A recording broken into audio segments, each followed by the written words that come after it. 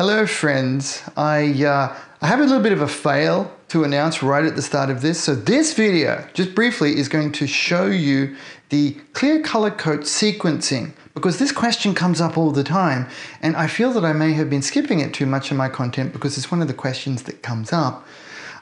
Forgive me for not remembering that that one is really key to parts of the process, when to use these ones. And I figured this project is perfect because they're very easy coats to point out, and the can process of it makes it really nice and easy to delineate between the steps. So I thought that was good. Now, one moment of epic fail is that I did a nice intro for this in front of the camera, but I forgot that for some of the close-up viewing, I've got the camera with the sound disabled.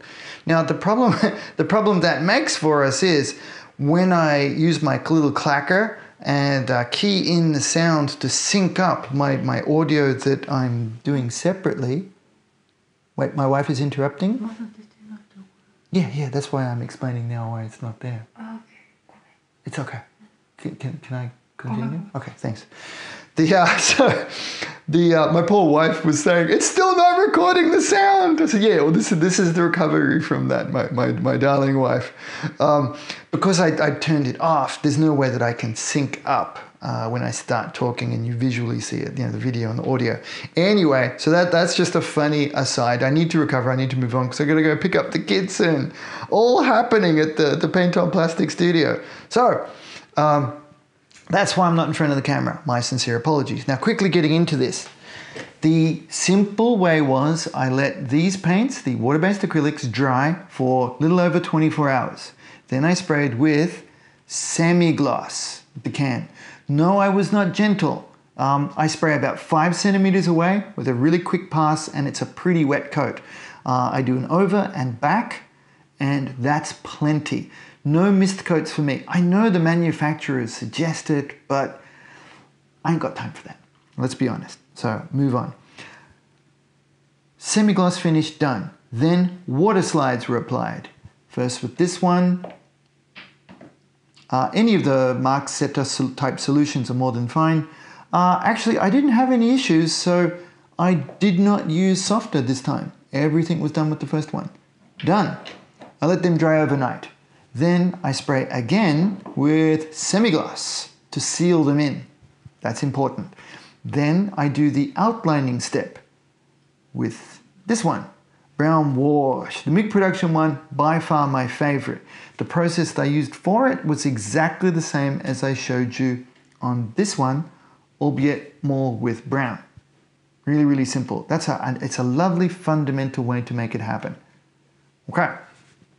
I don't let that dry. There's basically no drying time for oils. I have experimented with it a handful of times, and there's never an issue. Oils and the lacquers just don't seem to bother each other, so all good. So after letting that dry, just for a couple of hours, I have come back with flat and given that a decent spray over it as well.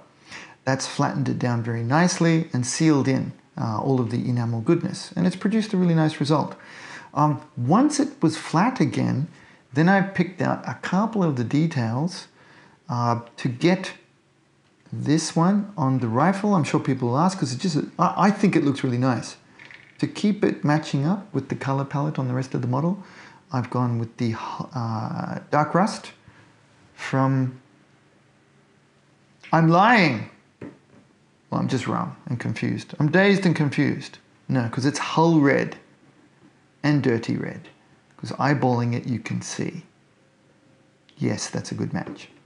I didn't want it to be straight red, and you can see here, for your mixing palette needs, dirty red, hull red.